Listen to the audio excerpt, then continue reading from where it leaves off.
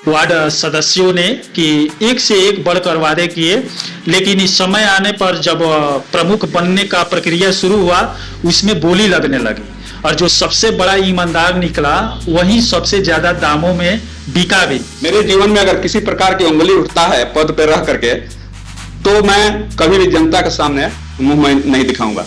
इनका मुद्दा शिक्षा रहता था, हॉस्पिटल रहता था। चुनाव के बाद ये लोग मुद्दा ही भूल जाते हैं, कमाने का जरिया ढूंढने लगते हैं कि कहां से कितना पैसा आएगा। गुठनी नगर पंचायत वो भी है जहां पर नया नया चेहरा आप देखने को मिलेगा।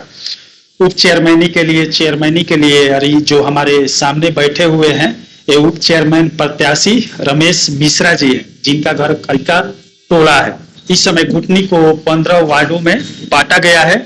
अब इनसे पूछते हैं, राजनीति में भी नया चेहरा है, पहली बार ये आए हुए हैं, क्या सोचकर राजनीति में आएंगे। ऐसे ही कई प्रश्न इनसे करेंगे और गुठनी जो नगर पंचायत हुआ है इसमें ये बदलाव क्या करना चाहते हैं। अपना नाम। रमेश मिश्रा, उप चेयरमैन प्रत्याशी नगर निगम गुठनी। आपका पहली बार है ना राजनीति? पहली बार मेरा राजनीति में पहली बार है। पहले तो मैं आपके चैनल को धन्यवाद देता हूं यहाँ आने के लिए। पहली बार ही राजनीति। पहले आप क्या करते थे? मैं सीआरपीएफ में था, सीआरपीएफ से बीआरएस लेकर के देश सेवा किया। देश सेवा करने के बाद इच्छा हुआ कि एक देश सेवक पब्लिक का सेवा कैसे करता है। चलिए यहाँ पर देखिए, देश की भी सुरक्षा किए है, वहां से मन नहीं भरा है तो अब सोचे कि अपने क्षेत्र के जनता की भी थोड़ा सुरक्षा करे, उनका विकास करे। इसमें क्या दिख रहा है, क्या कमी है अपने नगर पंचायत जो नया नया अभी गुठनी हुआ है, इसमें आपको कमियां क्या दिख रही है? तकरीबन सभी गांव का मैंने, जो भी नगर पंचायत के गांव आ रहे हैं गुठनी नगर में, सबका मैंने दौरा किया और तमाम से गांव में गया। तमाम तरह की परेशानियां है, नाला नहीं है तक बहुत। अभी तेनुआ में कल मैं गया था जहाँ यादव बस्ती है और कुछ घर है, शुक्ला जी की भी मकान है, वहां पे बिल्कुल ही रास्ता नहीं है। इसी तरह से सरिया में गया, सरिया की भी वही स्थिति है। मतलब इसको अपने गुठनी नगर पंचायत को 15 वार्ड क्षेत्रों में बांटा गया है। जी, गुठनी नगर पंचायत को 15 वार्डों में बांटा गया है। तकरीबन मेरा हर गांव में दौरा हो चुका है और तमाम कमियां है। और मैं इसलिए राजनीति में आने का मेरा कोई उद्देश्य नहीं था, लेकिन मैंने तमाम बुराइयां मैंने देख रहा हूं जो राजनीति में चल रही है। जैसे अभी प्रखंड प्रमुख का चुनाव हुआ, तमाम तरह की चीजें देखने को मिली जो पब्लिक को पता है। और मैं बैठे बैठे एक दिन अचानक मेरे मन में आया कि पब्लिक को सेवा जो है किस तरह से किया जाता है, एक देश सेवक किस तरह से सेवा करेगा, मेरे मन में उन्माद आया। और मैं उसके लिए फिर प्रत्याशी अपने आप को घोषित किया कि पब्लिक के पास जाऊं और यह साबित करूं, अगर पब्लिक का समर्थन मिलता है, पब्लिक का आशीर्वाद मिलता है, तो मैं यह साबित करूं कि एक देश सेवक जो है, देश का तो सेवा किया ही, अपने जो घर के लोग हैं, अपने घर की जो पब्लिक है, गुठनी नगर निगम में जो लोग आ रहे हैं उनका मैं ज्यादा तो कुछ नहीं बोलूंगा, लेकिन ये है कि गवर्नमेंट द्वारा या जनता द्वारा चुने हुए पद को जो आशा लेकर के पब्लिक मुझे चुनेगी, मेरे जीवन में अगर किसी प्रकार की उंगली उठता है पद पर रह करके तो मैं कभी भी जनता के सामने मुंह में नहीं दिखाऊंगा।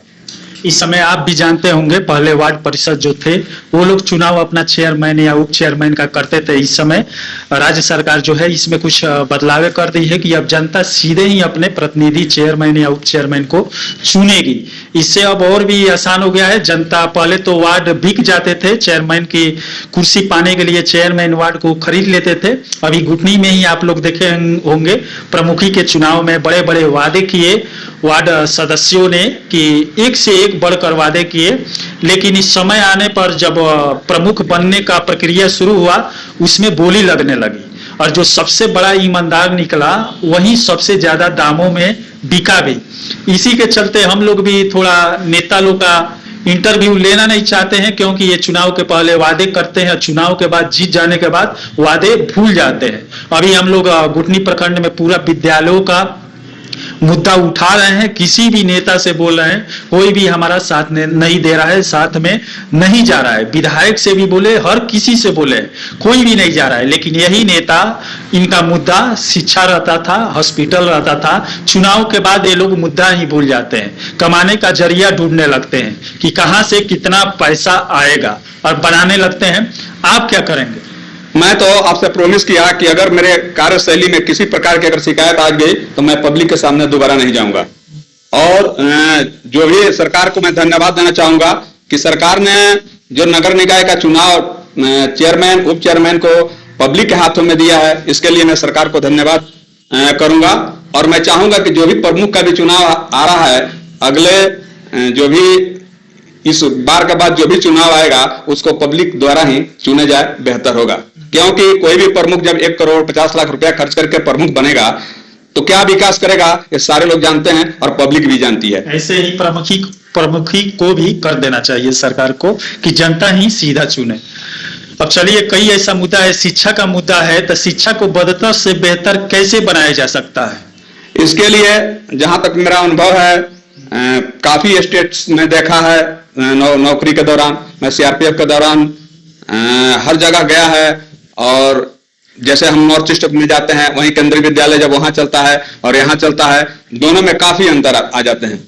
दिल्ली में है, दिल्ली में सरकारी स्कूलों में एडमिशन नहीं होता है और अपने यहाँ सरकारी स्कूल में कोई पढ़ाना नहीं चाहता है।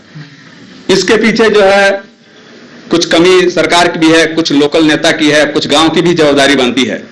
लेकिन गांव का भी कोई व्यक्ति, सरकार का इसमें दोष मैं नहीं मानता हूं, क्योंकि सरकार तो बेहतर से बेहतर तरीके से करवाना चाहती है, शिक्षकों की भर्ती भी करती है। लेकिन हमारे स्थानीय जो प्रतिनिधि है, जो सर्टिफिकेट होता है, कागज होता है, उल्टा पुल्टा वहां पर लगाकर पैसा देकर भर्ती ले लेते हैं। और ऐसे ऐसे इस समय प्राइमरी स्कूलों में टीचर है जिनको कुछ आता ही नहीं है, वैसे वैसे लोगों की भर्ती हो गए।